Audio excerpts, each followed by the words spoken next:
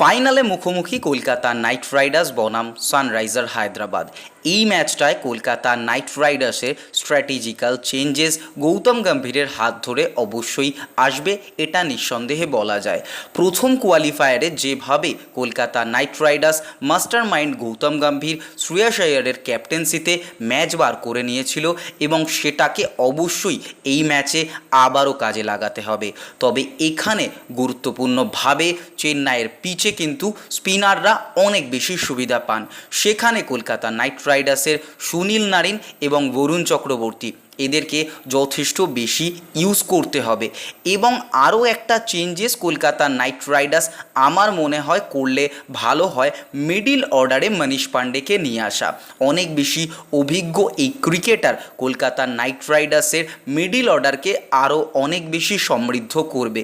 কারণ Phil Salt এবং সুনীল নারায়ণের পার্টনারশিপে যেখানে পাওয়ার প্লেতে একটা বড় রান উঠে আসতো, সেটা কিন্তু গুরবাজ এই মরশুমে সেভাবে সুযোগ না পাওয়ার জন্য গত ম্যাচে তিনি কিন্তু একটা ভুল শটে আউট হয়েছিলেন। তবে সেটাকে যেহেতু বড় রানে কনভার্ট করতে হবে, তাই মিডিল অর্ডারে রানটাকে অনেক বেশি তুলে নিয়ে যাওয়ার জন্য, ইনিংসটা বড়োভাবে বিল্ড করার জন্য মনীষ পাণ্ডেকে ইউজ করাটা অনেক ভালো একটা ডিসিশন হবে আমার মনে হয়। কারণ হায়দ্রাবাদে কিন্তু বিগ হিটার অনেকে রয়েছে। অন্যদিকে দাঁড়িয়ে কলকাতা নাইট রাইডার্সের এগেনস্টে যে সানরাইজার হায়দ্রাবাদ রয়েছে, তাদের দুই ওপেনার ছাড়াও কিন্তু রাহুল ত্রিপাঠী, নীতিশ রেড্ডি, হেনরি ক্লাসেন, আব্দুল সামাদরা এই তালিকায় অন্তর্ভুক্ত, যারা প্রচণ্ড পরিমাণে বিগ হিট করতে পারেন। অনেক সময় মন্থর গতির বলও জোরে মারতে গিয়ে তারা আউট হয়েছেন, কারণ বলে গতির হেরফের, যেটা আমরা লাস্ট ম্যাচ বা Kolkata Knight Riders versus sunriser হায়দ্রাবাদের প্রথম কোয়ালিফায়ারে দেখেছি। এই যে অভিজ্ঞতাটা বা আন্দ্রে রাসেলের যে স্লোয়ারগুলো, সেটার ফাঁদে বারবার এরা পড়েছে এবং সেখানেই অনেক বেশি ভ্যারিয়েশান আনতে হবে হর্ষিত রানা, আন্দ্রে রাসেলদের, যে এই শট খেলতে গিয়ে তারা যাতে তাদের উইকেটগুলো তুলে দিয়ে আসেন। এবং অন্যদিকে দাঁড়িয়ে মিচেল স্টার্ক যেভাবে ফর্মে ফিরেছেন, তাতে নিঃসন্দেহে বলা যায় মিচেল স্টার্কের ফর্মে ফিরে আসা কলকাতা নাইট রাইডার্সকে অনেক বেশি সুবিধা দেবে। কলকাতা নাইট রাইডার্সে ম্যাচ উইনার হিসাবে বিগ হিটার রিঙ্কু সিংকে আমরা সেভাবে তার দায়িত্ব পালন করতে দেখিনি।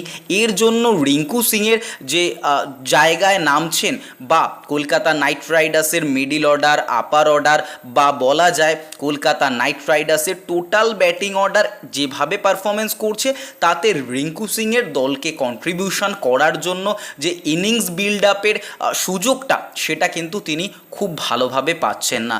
তবে ফাইনাল ম্যাচে অবশ্যই রিঙ্কুর বিগ হিটের দরকার পড়তে পারে কলকাতা নাইট রাইডার্সের। এটার জন্য অবশ্যই রিঙ্কু সিং নির্ভরতা যোগাবে কলকাতা নাইট রাইডার্সকে। মনীষ পাণ্ডের অন্তর্ভুক্তিটা কলকাতা নাইট রাইডার্সকে অনেক বেশি সুবিধা দেবে। দেখা যাক এখন ফাইনালে প্রথম একাদশ কলকাতা নাইট রাইডার্স কী তৈরি করে, এবং এর বাদে তোমাদের কি মনে হয় এই ম্যাচটায় চেঞ্জেস কি আসতে পারে, বা আর কি স্ট্র্যাটেজিক্যাল চেঞ্জেস কলকাতা নাইট রাইডার্সকে সুবিধা দেবে, তোমরা অবশ্যই কমেন্ট বক্সে কমেন্ট করে জানাবে। তবে কলকাতা নাইট রাইডার্স এবং সানরাইজার হায়দ্রাবাদের মধ্যে আমাদের অবশ্যই সাপোর্টটা থাকবে কলকাতা নাইট রাইডার্সের দিক থেকে। তোমরা কাকে সাপোর্ট করছো অবশ্যই কমেন্ট বক্সে কমেন্ট করে জানাবে।